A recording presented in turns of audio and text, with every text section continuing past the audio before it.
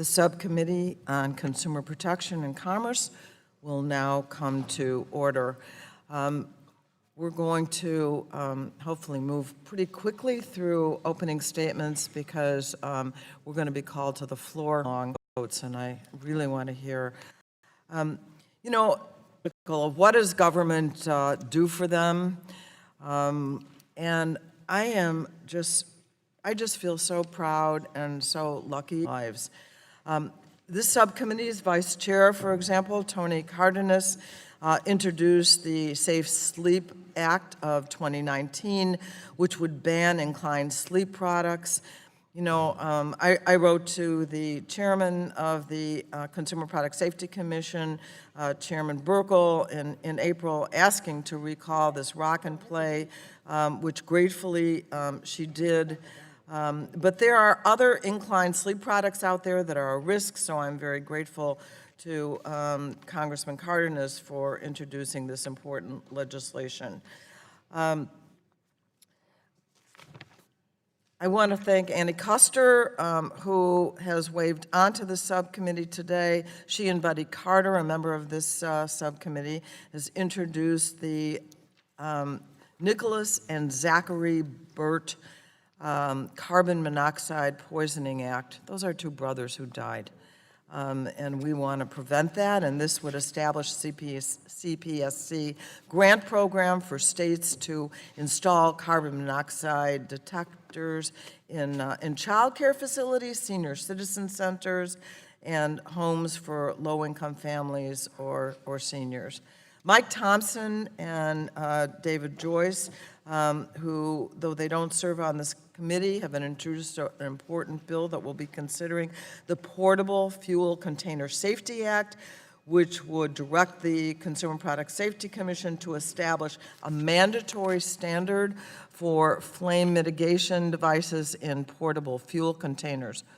Doris Matsui and Morgan Griffith introduced the Safer Occupancy Furniture Flammability Act, otherwise known as SOFA, which would adopt the California standard for upholding furniture flammability, which would, the standard for upholstered furniture flammability. I have introduced two bills. The first is the Sturdy Act, which would direct the CPSC to enact a mandatory standard to prevent furniture tip-overs. Every hour of every day, common pieces of furniture like clothing storage units, dressers, and chest tip and tilt and fall. And unfortunately, according to the CPSC, tip-overs inflict around 3 injuries per hour in the United States, and we're going to hear worse today from Crystal, from Ms. Ellis. In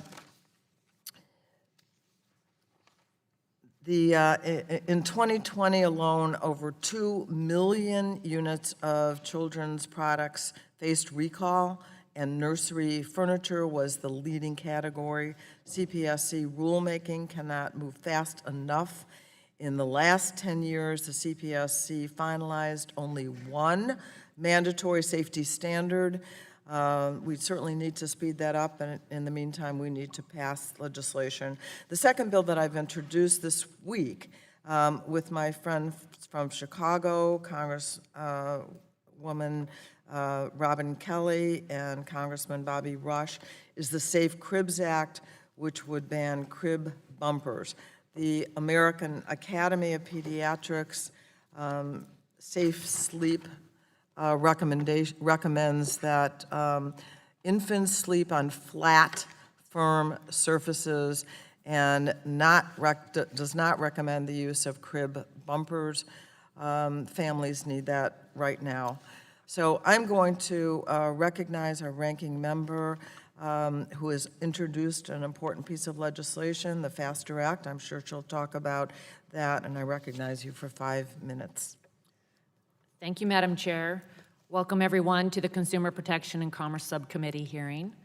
Today marks our first legislative hearing, and we're here to discuss important issues for people's safety. I want to thank Chair Schakowsky for her leadership to keep the lines of communication open. We've talked a lot about the importance of bipartisan work, which is why I was surprised by the majority's action leading up to the hearing. Regarding my bill, it was my understanding that to speed up the fast-track process, recall process, that it would be considered as a discussion draft as we continued our negotiations. However, this week, our staff was informed that the ENC will not consider staff drafts for legislative hearings. So I was a bit bewildered when yesterday the Health Subcommittee did just that with the No Surprise Act. As all members can appreciate, finding out hours before a deadline that a bill needs to be introduced does not give us the time to incorporate the feedback, find bipartisan co-sponsors, or do any of the proper work required to introduce a bill. All of that said, I did quickly introduce my bill before today's hearing, and I'm committed to finding a bipartisan consensus to improve it.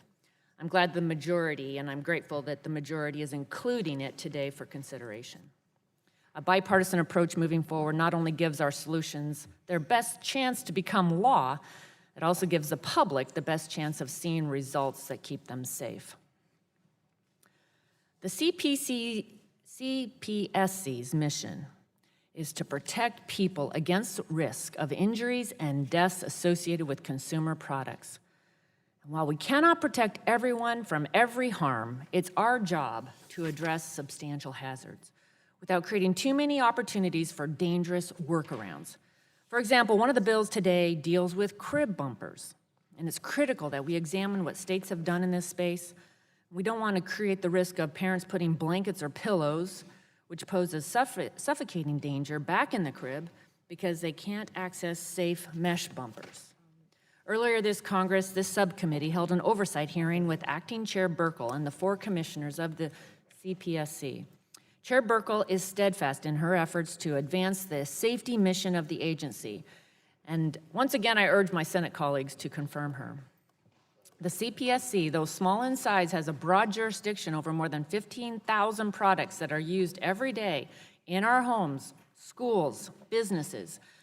Recently, we've heard concerns with the slow speed of the existing fast-track recall program. In some cases, recalls are taking several months.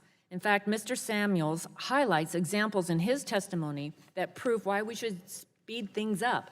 Examples like a 2-week approval process for recall press releases, debating the exact phrases on social media posts, or requiring toll-free numbers, which may have made sense in the 90s when Fast Track was created, but not anymore.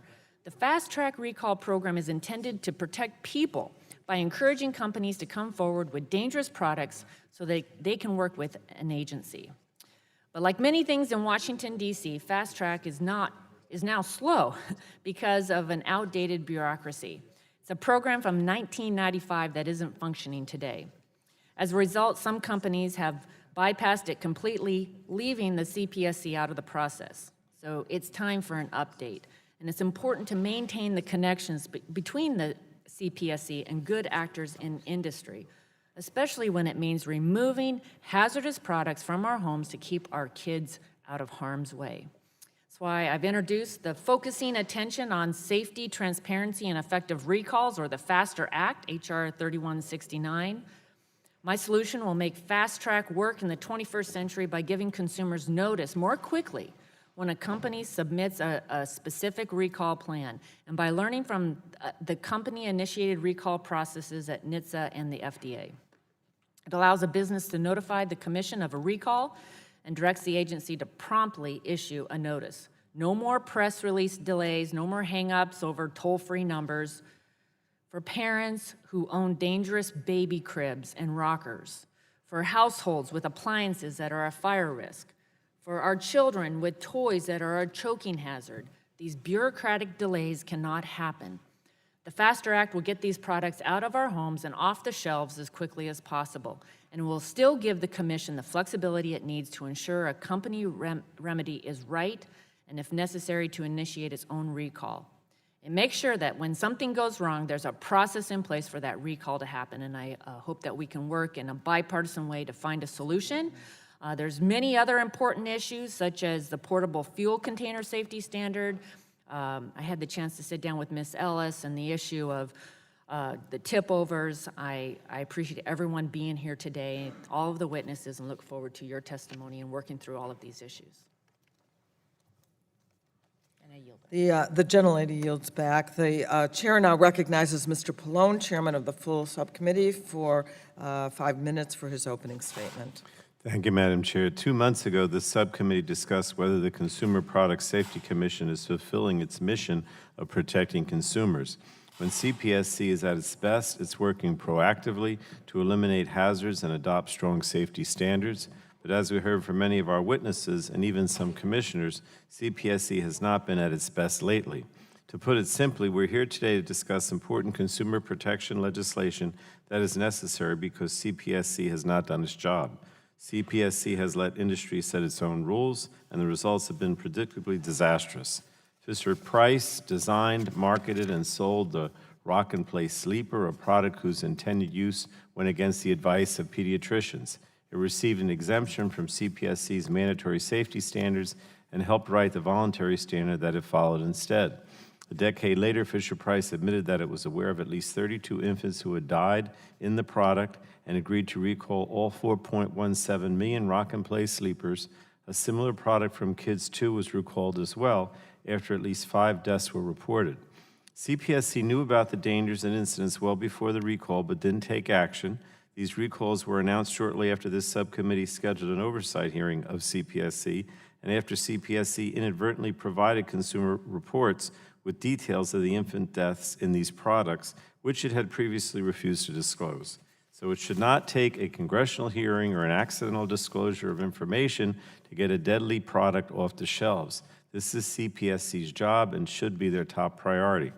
We're also here today because even when CPSC wants to act, its process for issuing standards is so tedious that years and years will go by before any standards are in place. Kids and consumers simply cannot afford to wait that long. A bipartisan majority of the Commission agrees that a mandatory standard for furniture tip-over is necessary, but getting a rule in place would take years due to CPSC's complex rulemaking procedures. Nearly every safety rule CPSC has issued over the last decade for other products used a streamlined process that Congress authorized under the Bipartisan Consumer Product Safety Improvement Act. So today we're considering bills that would direct CPSC to follow a similar process to address hazards from furniture tip-over and portable fuel containers. Product safety is not a partisan issue, and I'm pleased to see that a number of these bills are supported by both Democrats and Republicans. Passing these bills will get safety standards in place faster and save lives. I look forward to working with my colleagues to quickly move them forward. But Congress should not have to pass a law telling CPSC to address every dangerous product that's on the market. If CPSC's authority doesn't allow it to respond quickly and completely to new hazards, we should consider revising that authority. Now, I have a couple of minutes left. I'd like to yield one to Mr. Cardenas and then the second one to Representative Custer. So we'll start with yielding to Mr. Cardenas for 1 minute. He's here. Thank you, Mr. Chairman, and I'd like to thank Chairwoman Schakowsky for bringing this important hearing to order. This week I introduced H.R. 3172, the Safe Sleep for Babies Act, which bans the sale of inclined sleep products such as the Fisher-Price Rock and Play. I introduced this bill because babies have been dying unnecessarily since 2009. They've been dying because companies decided making money was more important than putting infants' lives in danger.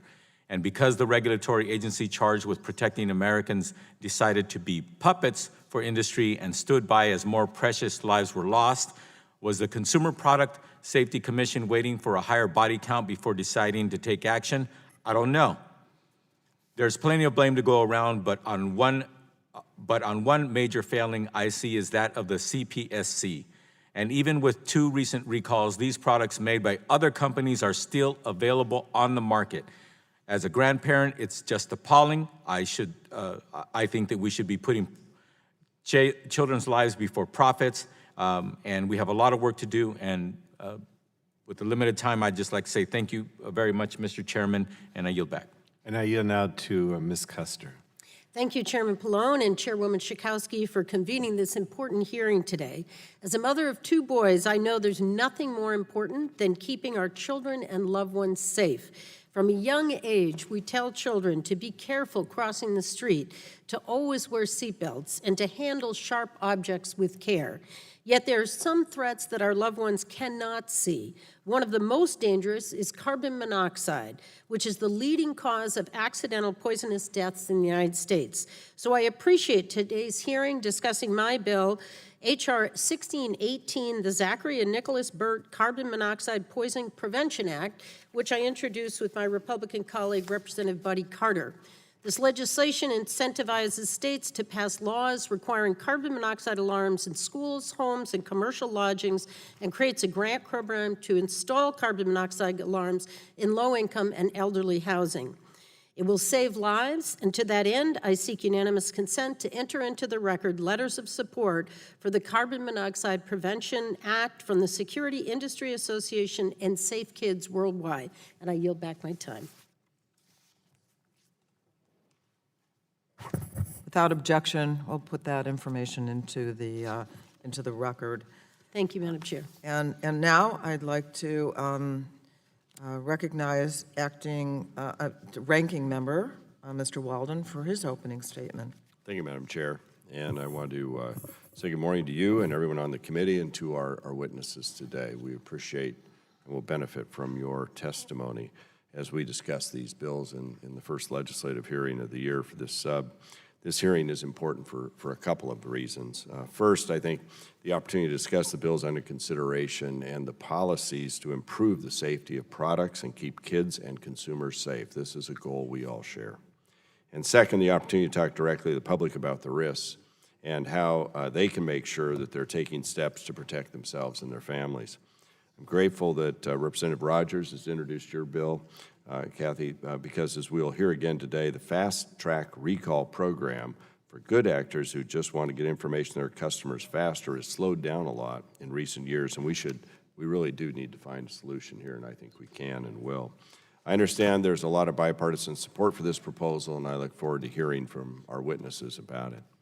In April, we heard directly from the CPSC commissioners and a number of interested parties about ongoing product-specific issues at the agency, as well as ways in which we can improve some of the agency processes.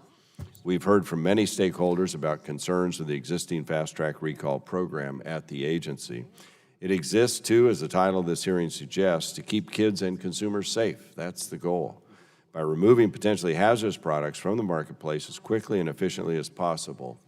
And it does not apply to just one or two products. It applies to all 15,000 product categories in the CSPC's jurisdiction. So as I mentioned earlier, the Fast Track program has slowed greatly from unnecessary layers of bureaucracy that in the examples we'll hear today do not add substantially to the benefit of consumers. And further, delay for weeks, if not months, when consumers are told about potentially dangerous products.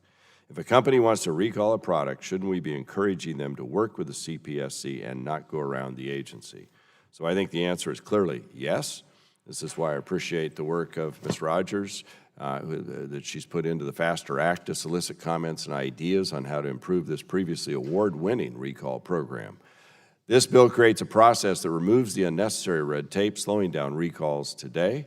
It mirrors programs that are already working at the FDA and at the NHTSA, NHTSA.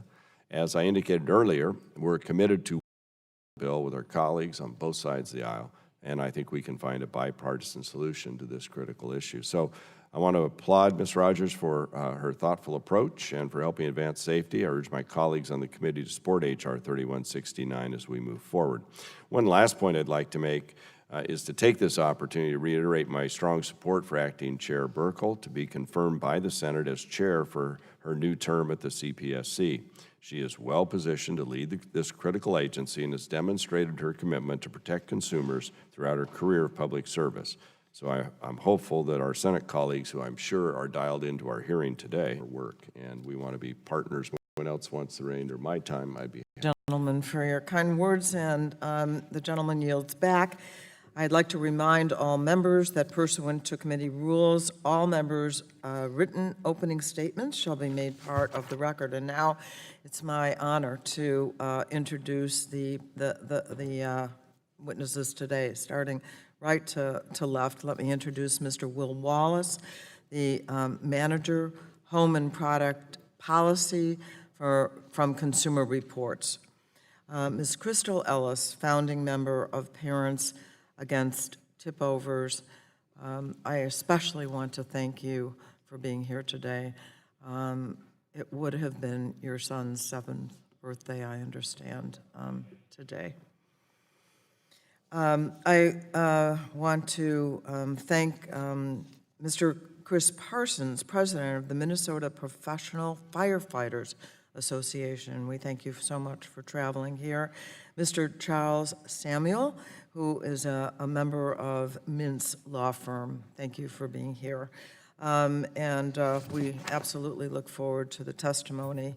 At this time, the chair will now recognize each of the witnesses for 5 minutes to provide their opening statements. Before we begin, I just want to make sure I explain the lighting system. Most of you probably understand, but in front of you are a series of lights. The light will initially be green at the start of your opening statement. The light will turn yellow when you have 1 minute remaining. Please begin to wrap up your testimony at that point. The light will turn red when your time has expired, particularly because the press of votes that are coming up. I hope you will abide by that. And again, if you don't mind, I'm going to start right to left. Mr. Wallace, you are recognized for 5 minutes. Good morning, Chairwoman Schakowsky, Ranking Member Rogers, and members of the subcommittee. Thank you for the opportunity to be here on behalf of Consumer Reports, the independent nonprofit member organization that works side by side with consumers for truth, transparency, and fairness in the marketplace. The Consumer Product Safety Commission is a critical agency with an indispensable public health and safety mission. It plays a significant role in protecting U.S. consumers despite lacking the appropriations, staff, and authorities it would need to carry out all that it is capable of doing. But we are here today because the CPSC and many manufacturers have failed to protect our children and families. They failed 2-year-old Camden Ellis of Snohomish, Washington, 2-year-old Connor DeLong of Lakeland, Florida, and in total, at least 206 children since the year 2000. Who died under the weight of a dresser or other clothing storage furniture, despite manufacturers being able to build a more stable dresser at the same price point. As we document in detail in our written testimony, tip-overs are a hidden hazard. They send thousands of people to the emergency room annually, yet people often do not know the danger, and dressers are particularly deadly. CR's thorough 2-year investigation, including safety research, testing, reporting, and a survey of consumers, has found that industry's current voluntary stability standard is inadequate to protect children, and a far stronger mandatory standard is both feasible and necessary. The CPSC and industry failed 5-month-old Ezra Overton of Arlington, Virginia, and in total at least 37 infants who died in inclined sleepers like the Fisher-Price Rock and Play, marketed as a safe solution for weary parents. That's a product that never should have been on the market, but was, because of an industry-driven carve-out from the CPSC's strong bassinet standard. The entire idea of an inclined sleeper conflicts with American Academy of Pediatrics' safe sleep recommendations, and the product category should be eliminated. While we welcomed the recalls this spring that have occurred, these particular recalls are not likely to be especially effective at actually getting the products out of homes. The CPSC's steps to protect infants have repeatedly fallen short.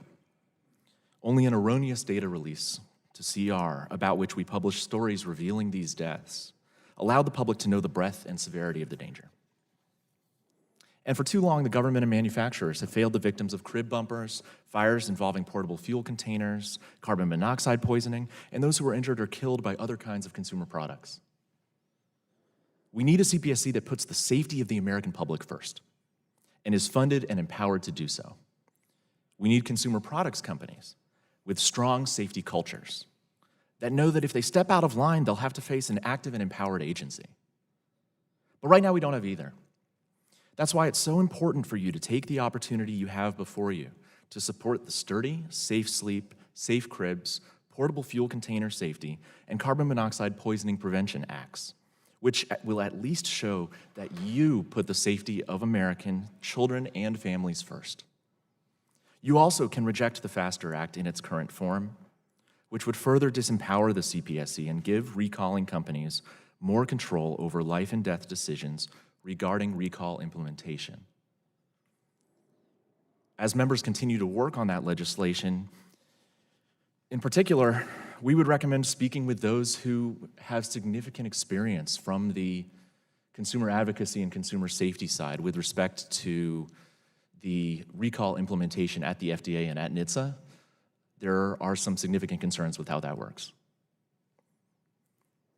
Over the longer term, you have the opportunity to reshape the CPSC to eliminate provisions like Section 6B, which could easily have kept many of the inclined sleeper deaths hidden if not for the CPSC's data release that occurred in error, and to require much more proactive action to put safety first by CPSC leadership and companies alike. Finally, while not on the agenda for today, we urge you to support efforts to strengthen the appropriations and staff that the CPSC receives. Your children and families, your constituents, have had enough of this failure. Every one of them, all Americans in fact, deserves so much more than they are getting today when it comes to the safety of their homes and the products they buy, and we look forward to working with you to protect them. Thank you for your testimony. Now I introduce Ms. Ellis. You are recognized for 5 minutes. Hello, my name is Crystal Ellis. I'm an elementary educator, mom, child safety advocate representing Parents Against Tipovers, an organization of families like mine who have lost a child to furniture tipover. I want to begin by saying thank you to each and every one of you for allowing me the opportunity to speak today.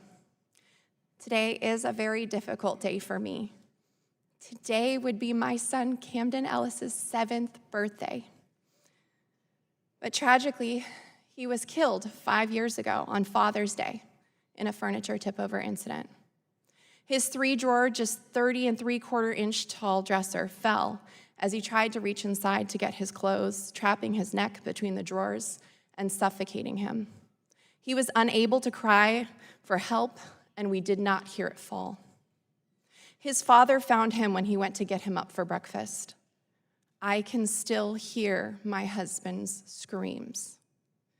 After trying my best to revive him with CPR and 4 days in a coma at Seattle Children's, we had to say goodbye, donating his organs to hopefully save another family from our fate. At the time, I thought this was a freak accident, and I had no idea that this was a danger in my home.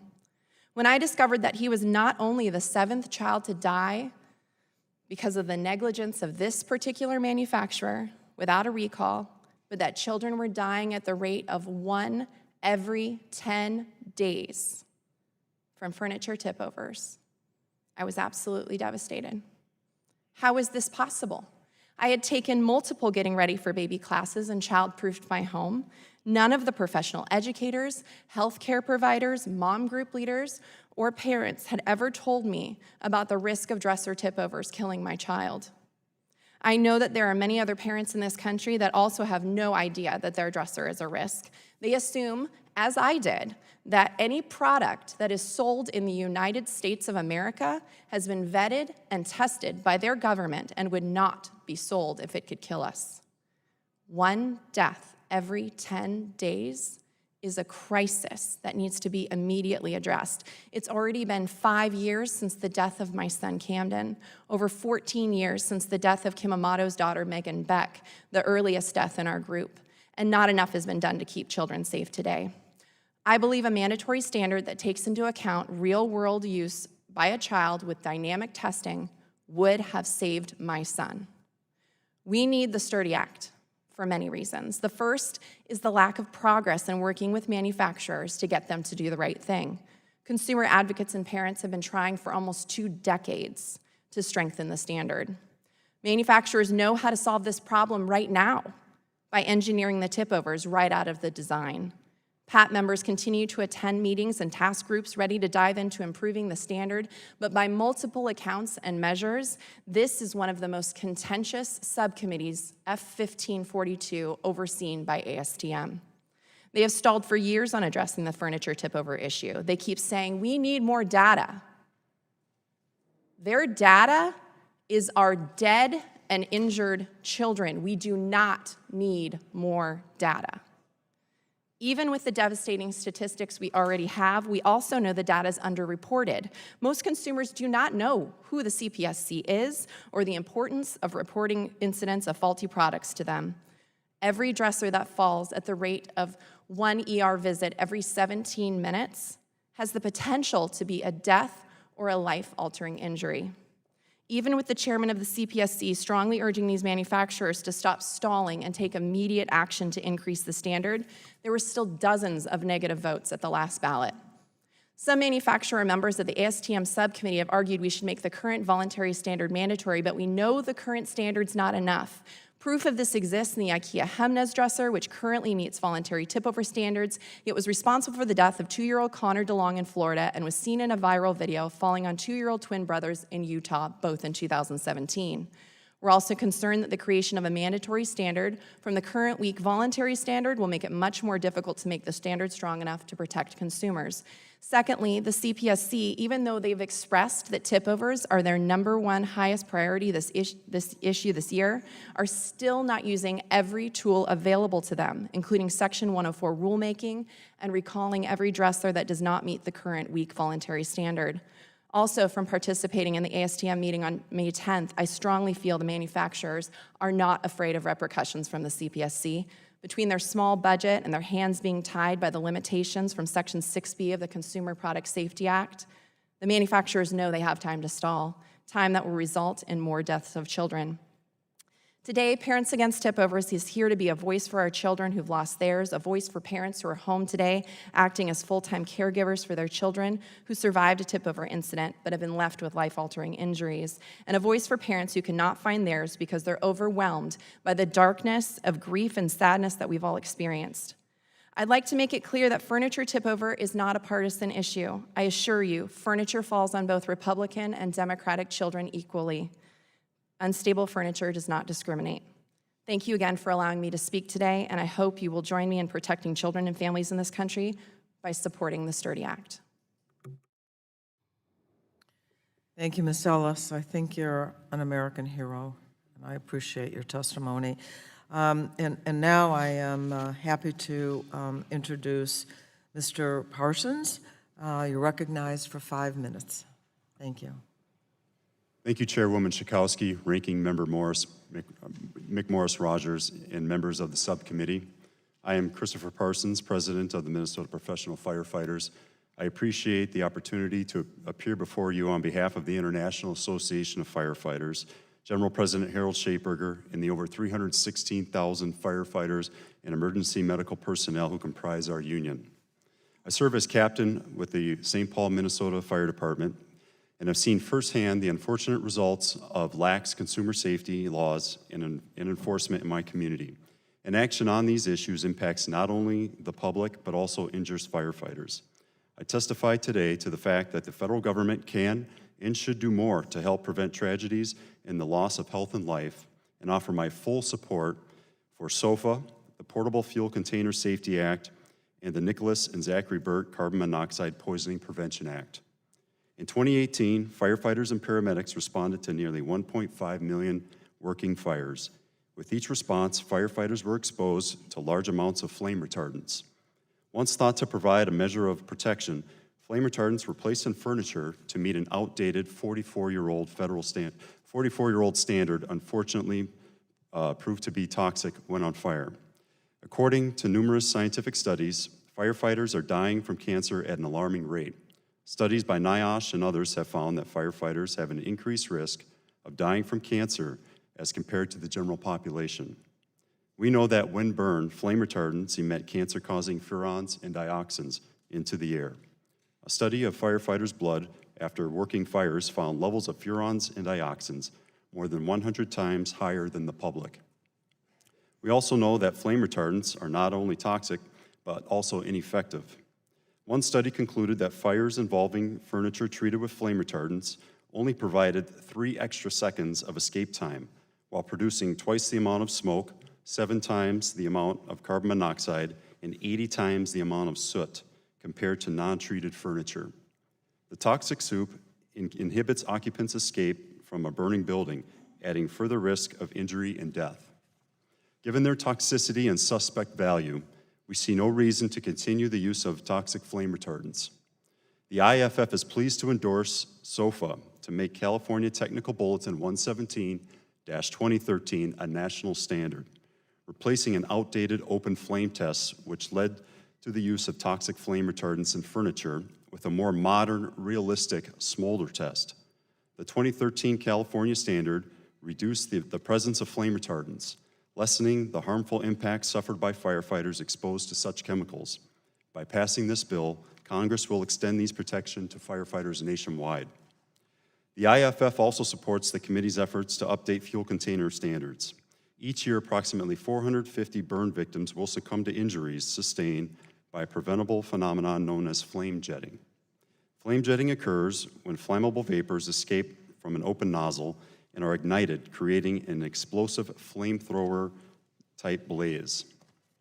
I have witnessed flame jetting at a fire. The initial fire was located on the exterior deck of a house, but the jetting flame caused an immediate increase in the fire's intensity. The jetting flame from a portable fuel container on the deck shot through a doorway into the interior of the house and turned a relatively uneventful fire into a prolonged and sustained attack, causing significantly more damage than would have been expected from the original fire. For as little as 25 cents, manufacturers of portable flammable liquid containers can add a flame arrestor to prevent the rapid release of vapors that cause flame jetting.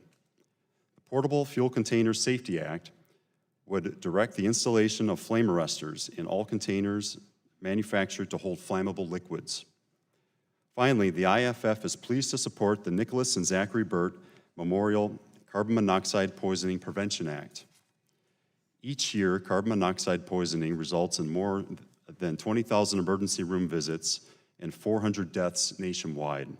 In 1995, Minnesotans Nicholas and Zachary Burt tragically died in their beds as a result of carbon monoxide poisoning. Like the Rochester firefighters that responded to the Burt's tragic incident, I too have witnessed the deadly effects of carbon monoxide firsthand when responding to a St. Paul senior citizen who had passed away from carbon monoxide poisoning. Fatalities like these are avoidable with the installation of an inexpensive working carbon monoxide detector in the home. Despite the clear dangers of carbon monoxide, many people remain unaware of the need for carbon monoxide detectors. This bill aims to change that. It will assist states in delivering public education on the dangers of carbon monoxide poisoning while simultaneously providing grants to purchase and install detectors in the homes of elderly, the low-income citizens, and schools. In conclusion, I and the International Association of Firefighters express our support for these 3 important public safety bills, and I'm happy to answer any questions you may have. Thank you. Thank you. I think as first responders that we think all firefighters are heroes as well, so thank you. And Mr. Samuels, you are now recognized for 5 minutes. Chair Schakowsky, Ranking Member Rogers, and members of the subcommittee, thank you for the invitation to testify about the CPSC Fast Track Recall Program. I'm Chuck Samuels, and I've practiced CPSC law for 35 years. The work of this small agency is critical to the safety of Americans. The vast majority of industry rightfully considers product safety a preeminent value. Companies design and build products to be safe. Sometimes their efforts fail, and recalls are required. Thank you, Representative Rogers, for introducing H.R. 3169, the FASTER Act, a thoughtful start to improving Fast Track. Fast Track incentivizes companies to quickly remove unsafe products from the marketplace and consumers' homes. Fast Track is a significant innovation. Unfortunately, it has become ossified. It should not be allowed to languish. It should be revitalized. To participate in Fast Track, A business must be prepared to implement a corrective action plan, including a consumer-level recall, within 20 working days of submitting a fast-track report. The firm must immediately stop sale and distribution of the product. About 1/3 of corrective actions have been fast tracks. The program also provides benefits to firms. By removing the product from commerce quickly, the potential for injuries and product liability claims is reduced, and CPSC will not make a preliminary determination that the product contains a defect that creates a substantial product hazard. A fast-track corrective action plan includes a remedy, a joint news release with CPSC, other customer-level communications, communications to the distribution chain, and a reverse logistics plan. This is a significant amount of work and requires major planning by the company and others. It also requires, and here is the hang-up, timely review and approval by the CPSC. If that review is not forthcoming, then all components of a corrective action plan languish, and the fast track is no longer fast. What I have seen over the years is the process slows down considerably because of prolonged examination and back and forth, both internal and between staff and firms, regarding the components of the recall, and especially the press release or other communication. This emphasizes one-size-fits-all over the need for quickly getting safety information to consumers. Because fast track is no longer fast, some companies are bypassing it and opting for the conventional approach at CPSC, working with Health Canada more quickly than CPSC, or announcing the recall on their own without CPSC. This situation is not the fault of any particular CPSC administration or staff, but rather the natural bureaucratization of a program, an agency concern that it not be criticized. I have seen delays due to additional information requests, long CPSC reviews of data, and non-substantive back and forth about press releases and other communications.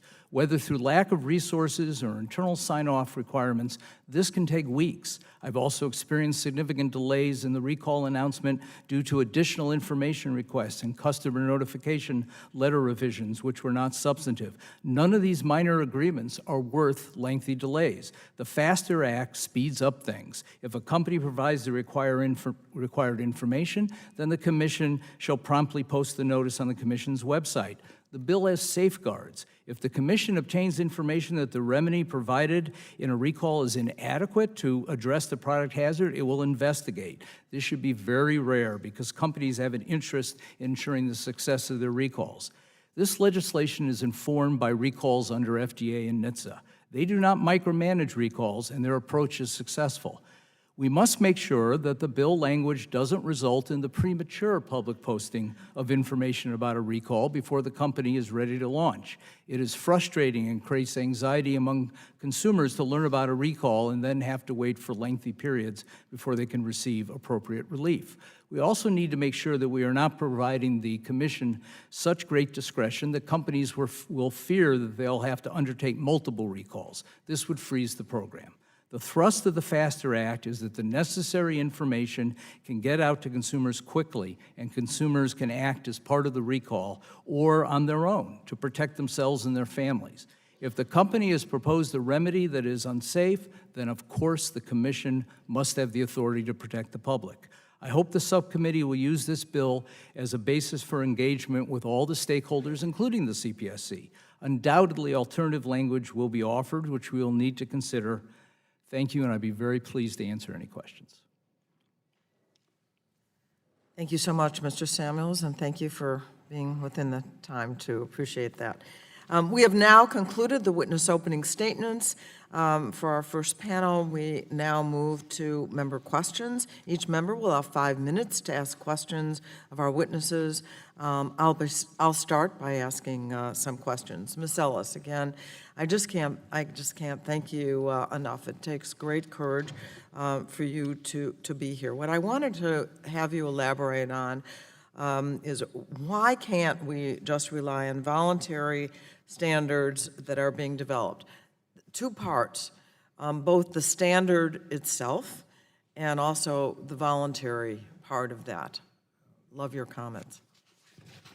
Thank you. So to address the issue of a voluntary standard, first and foremost, the voluntary standard that we have currently is still allowing children to be injured and to die. Connor DeLong is an example, and the twins in Utah are another example. I'm so grateful that they are okay, but it shows that the standard is not okay. Secondly, voluntary standard, to be honest, isn't even wanted by industry. The compliant industry folks want a mandatory standard so that other people, other industry members will be held accountable and held to the same standard. So it's something that we do agree on, which is a mandatory standard. We just need to make it tougher than the current voluntary standard. Thank you. I know you now have a group. How big is the group of parents that have lost children? Well, our founding membership started with 9 parents. However, we are growing and we continue to grow. And there are so many parents that we represent the voice of that may never be in a place to advocate, that are too broken by this tragedy to use their voice. Let me ask you this. Have you heard from any of these people, both the members of your group and people you've talked to, that there was any hint whatsoever that this was a dangerous No one product? knew. No one knew. And it didn't matter what the price point of their dresser was. We've had very expensive dressers kill children. We've had cheap dressers kill children. It's across all demographics, and no one knew. No one knew. Mr. Wallace, Consumer Reports has done a lot of testing on furniture to learn more about how to prevent tip-overs. Can consumers tell if a dresser will tip over by looking at it or even manipulating it in some way? No. Consumer Reports investigation found that there is no easy way for consumers to tell whether a dresser is more or less likely to tip over just by looking at it. This week, I introduced the Safe Cribs Act, which would ban crib bumpers. Crib bumpers pads have been banned in Chicago since 2011, and for good reason. Crib bumpers are inconsistent with the safety standards as been talked about by the professionals, by the doctors, who for years have recommended that babies sleep in baby cribs free of clutter. The City Council approved the ordinance in response to investigatory news stories that found federal regulators receive reports of babies suffocating for years, but failed to do anything about it. Again, Mr. Wallace, what are your thoughts on banning crib bumpers? It should happen. I mean, crib bumpers are not, they contribute to an unsafe sleep environment.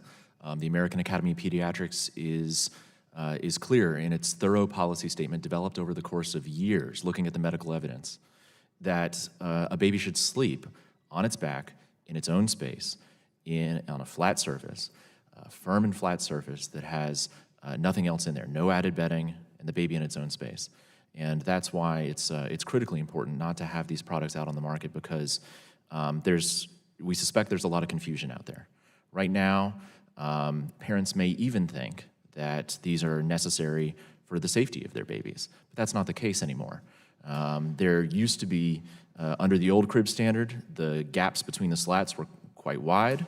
Today, products manufactured to the new standard, it's narrow, and a baby's head can no longer get entrapped between the slats as a result.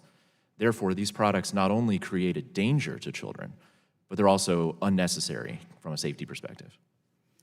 You know, we've done a lot with cribs. There's no longer, I remember with my kids, the drop side cribs. And so it seems that we need to go a step further here.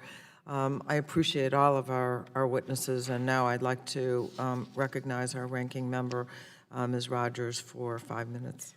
Thank you, Madam Chair.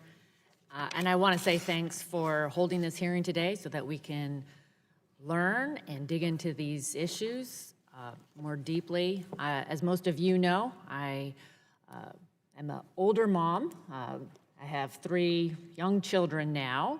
They're 12, 8, and 5. I remember Brian had some friends who had lost a toddler when a bookshelf fell over on him, and Brian has been paranoid about the tip over furniture in our household.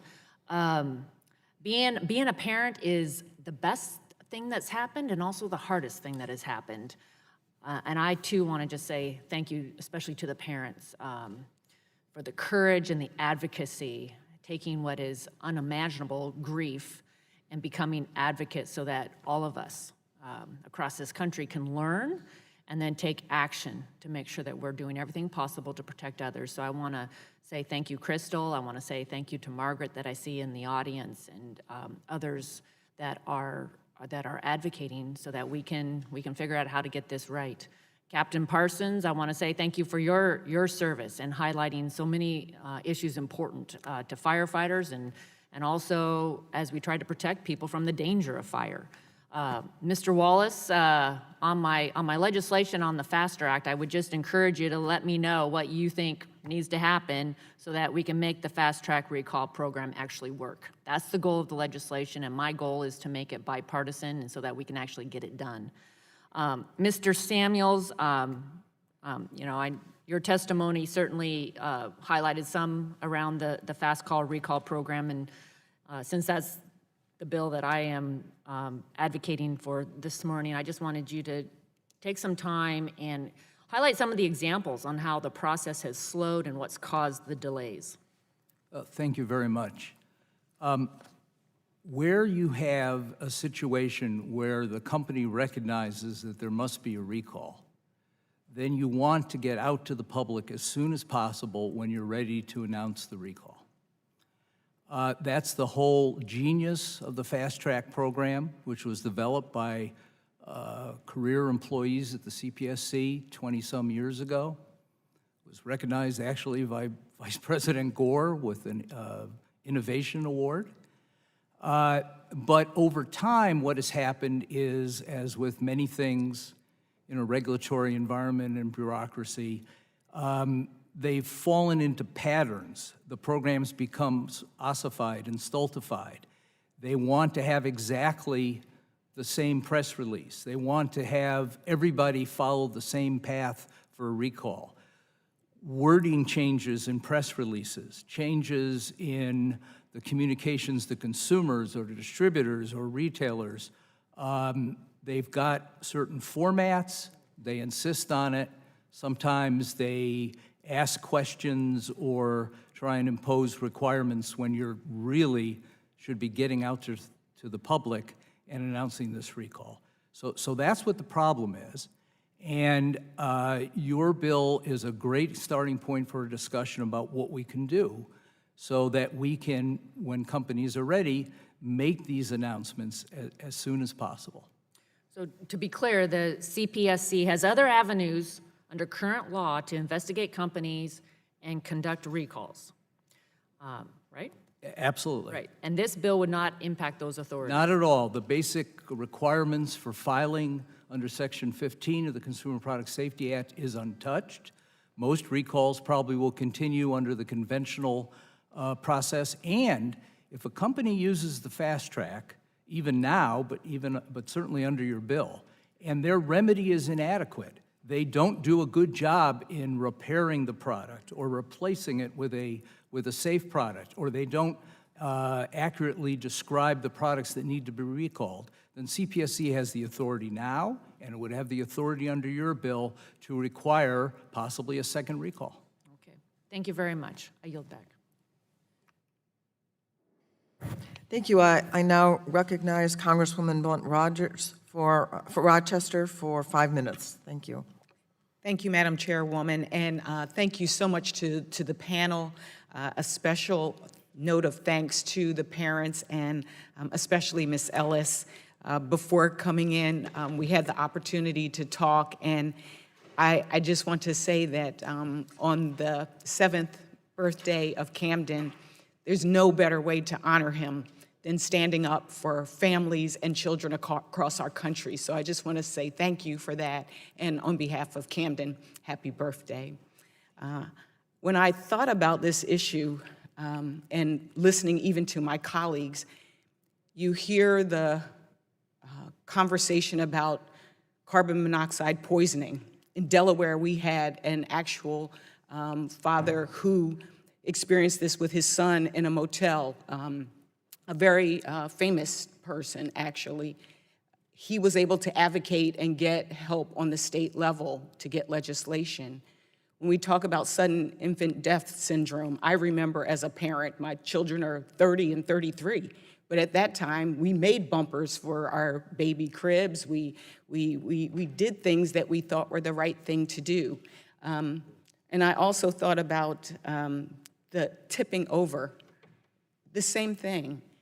And Ms. Ellis, you actually made a comment, and it wasn't in my script to ask this question, but you made a comment that many people don't even know what CPSC is. So they don't even know to go and get help or to find out if there's something that they need to be protected from. My question is to you and to the panel, can you speak to the lack of knowledge about CPSC and the implications, and then any recommendations that you would have? So maybe we could start with Mr. Wallace and go down.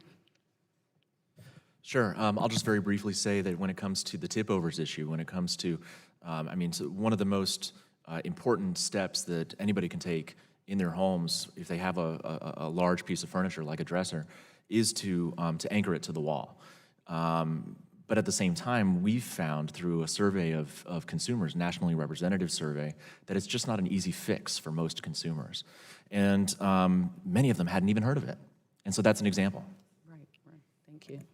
Ms. Ellis? I will speak to the fact that not only did I not know what the CPSC was, I just assumed government protected me.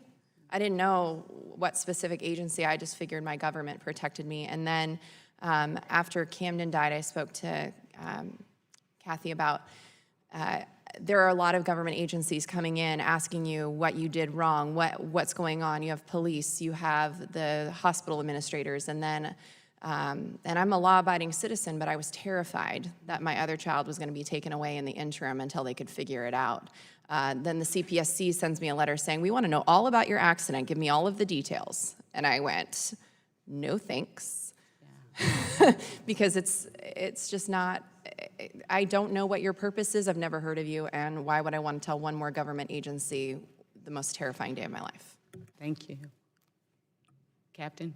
Chairwoman Schakowsky, Congresswoman Rochester, before I got involved in my work on phasing out flame retardants in Minnesota, I had very little knowledge of the CPSC and the work that it has done. It's extremely important work. We all lead busy lives, and we're not always able to digest all the information that is out there on products. But I remember as a child growing up in the 80s, when the big smoking initiative were occurring through the Surgeon General, we cut down on smoking among children. Perhaps we need another initiative along that lines, because consumer protection is critical for the general public. Thank you. And Mr. Samuels, I have about 40 seconds. Well, let me just say that this agency is significantly under-resourced. That's the fault of the Congress. It doesn't have the capability to do the communications and education that it should. Its budget is vastly smaller than the FDA's, and it really needs the support of Congress. Thank you so much. I will submit my other questions for the record, but I want to just thank you all for being here, and thank you for the leadership from Chairwoman Schakowsky and Ms. Rogers. Thank you. Thank you. I just want to tell everyone that's listening now, recall.gov. I'm sorry? Recalls.gov will connect you to a list of those products that have been recalled. And saferproducts.gov is a place to go where you can report if there are products that you've experienced as being unsafe. I just wanted to say that and recognize Mr. Latta for 5 minutes. Well, thank you, Madam Chair, for calling today's hearing, and thanks to our witnesses for being with us today. And Ms. Ellis, thanks very much for your testimony. If I could start with my question with you, Mr. Wallace. While newer crib standards have narrowed the distance between slats to prevent head entrapment, I continue to be concerned about the limb entrapment for children. To prevent limb entrapment, several companies have manufactured and marketed mesh crib liners instead of the padded bumpers we're familiar with. Several studies looking at mesh crib liners have shown that there have been no fatalities or injuries treated in emergency departments and no incidents have involved in the risk of suffocation. In the state of Ohio and several other states, lawmakers have recognized this data and excluded mesh crib liners from legislation that banned crib bumpers. If mesh crib liners are also banned along with the padded crib bumpers, my fear is that parents are going to start taking matters in their own hands and come up with different types of improvised solutions to prevent that limb entrapment. In your written testimony, you state that these products do not serve any safety purpose. Did you consider the mesh crib liners when you made your determination? I'm sorry, I couldn't hear the very end. Did you consider the mesh crib liners when you made your determination? Padded crib bumpers, we know, are linked to suffocation, strangulation, entrapment. Mesh crib liners, there's just not a lot of data. They're pretty new products, and I think the Ohio law was wise in recognizing that the question needed to be revisited after a period of time. Right now, it's carved out from the Ohio law, mesh liners, but the law charges everybody to come back after, I believe, 2 years and revisit the state of the evidence. Okay. But now, have you conducted any tests or anything like that at Consumer Reports on those? We have not tested mesh liners or crib bumpers Are that you are padded. intending that in the near future? Or?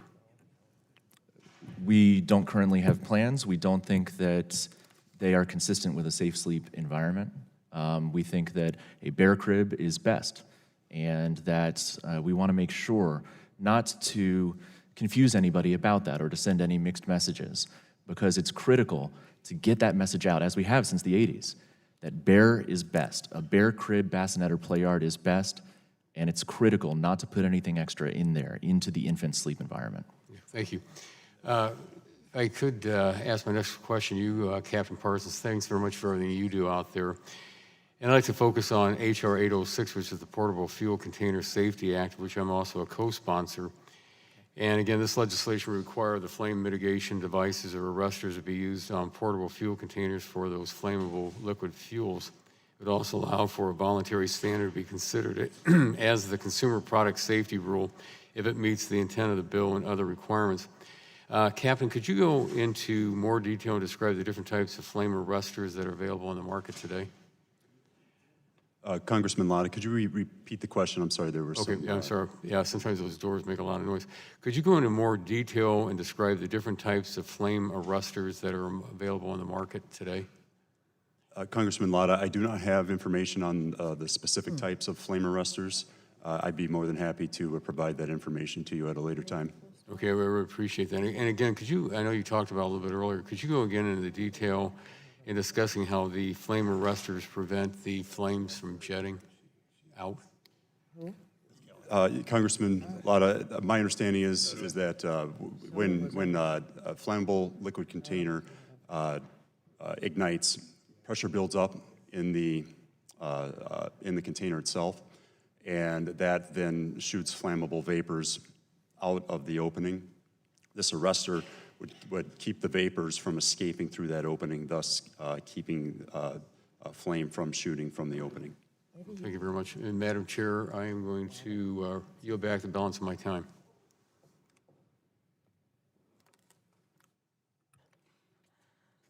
Thank you. I'm now going to recognize Congressman Soto for 5 minutes. Let me just announce that on the clock, there is just under 4 minutes for a vote. However, 300, how many people? 364 people have not voted, so we'll continue with you, Mr. Soto. Thank you, Madam Chairwoman. And I'm just going to make a brief comment knowing that we have votes pending. It wasn't more than 2 weeks ago I had a Florida mom, Megan DeLong, come into my office from the Sarasota area talking about her child Connor, who died due to a dresser that was not balanced correctly and implored me to make sure to support the Sturdy Act. I know that we have also here today, we're joined by Crystal Ellis. Thank you for being here and fighting for our kids. Whether it's that, whether it's the inclined sleeper, whether it is crib bumpers or carbon monoxide detectors or so many of the other great bills that are up today that we're workshopping, there's this sense, and it was said here, that people assume the government is doing something about it. But that's not always true. People assume that the agencies are doing something about it, and that's not always true. But that's why we're here today. And I thank you for your leadership, Madam Chairwoman, on having a workshop on these bills, because for every one of these, there's hundreds to thousands of stories of everyone from infants and young children to our seniors that are put at risk and, God forbid, pass away because of negligently built, risky products. So when people assume the government's working on it, this committee hearing today is evidence that we are, and that we're hearing these stories and these cries from across the nation. So thank you for that leadership. If you would be willing to yield, then to Yes, I yield back. Congresswoman Kelly, the remainder or Yes, part I of your yield to time. Congresswoman Kelly. Thank you, Rep., and thank you, Chairwoman. Ms. Ellis, I want to thank you also for your testimony today. I'm deeply sorry for the unnecessary loss you and your family have endured. As you mentioned, the life-threatening hazards of unsafe household products such as dressers or crib bumpers can affect anyone and everyone. In my own district, the city of Chicago, as you've heard, has banned the use of crib bumpers, making every infant in Chicago safer and giving Chicago parents more of a peace of mind. However, only a third of my district is actually in the city of Chicago. Most live in the south suburbs, and then I have a rural portion. So putting another way, children in 2/3 of my district are at risk, just like your son. Parents in 2/3 of my district are burdened with homework to ensure their purchase is safe.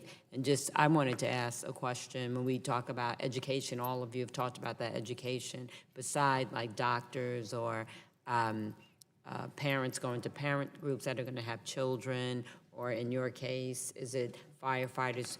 Who should educate beyond government? I know we have our responsibility to do what we need to do, but what would you recommend so we do get to everyday people about what they should do? For sure. I really am glad to see that the American Academy of Pediatrics is backing the Sturdy Act. I think I've been saying with my pediatrician who had a tip-over story herself, she happened to be in the room with her 8-year-old when it happened, that, and I'm also working in Washington State with Child Profile to add risk of tip-over information to the packets that get sent to families.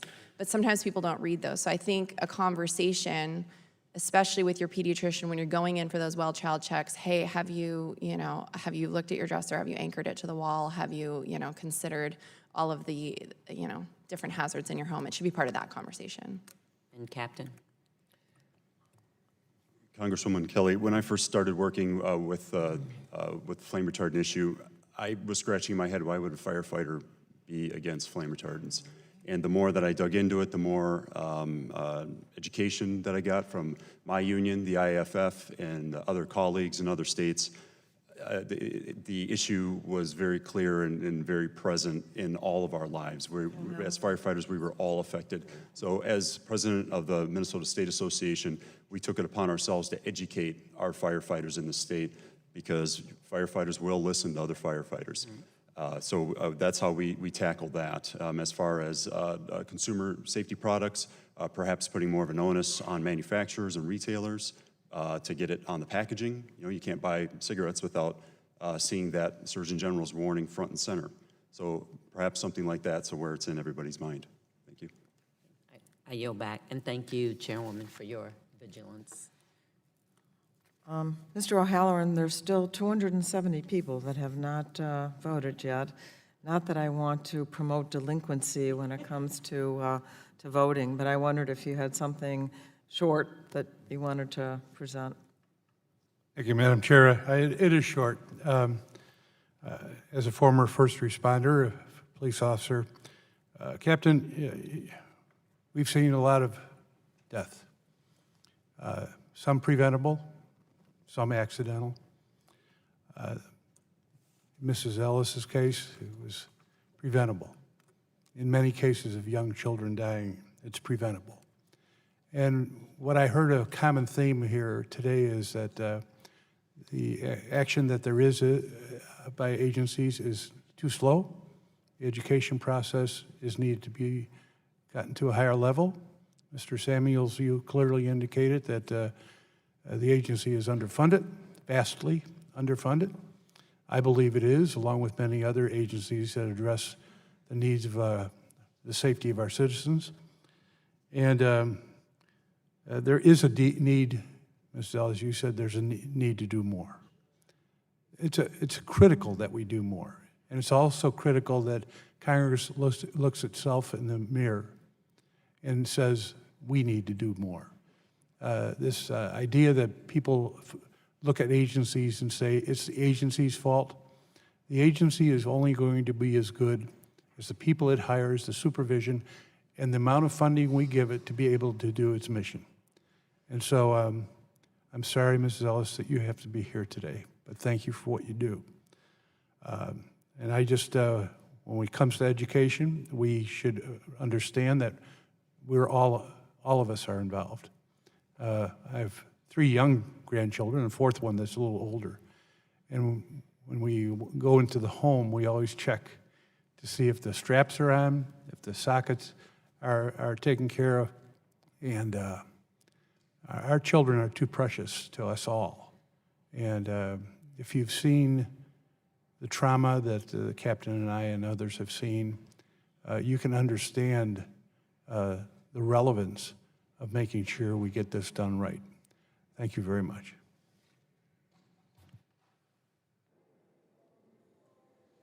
Thank you. Let me close by saying, and again, to thank all the witnesses.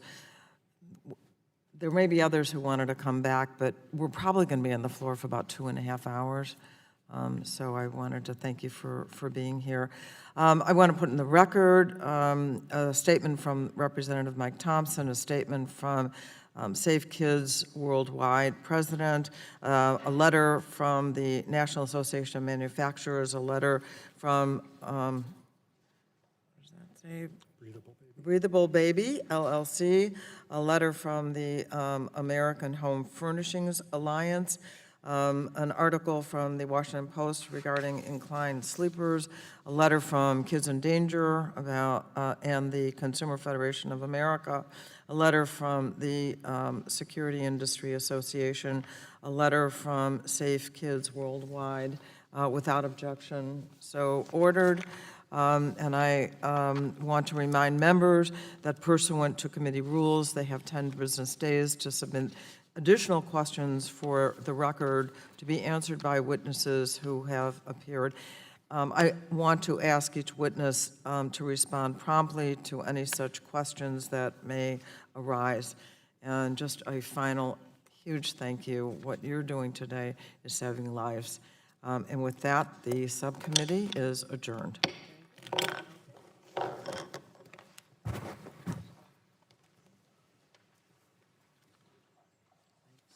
Thank you.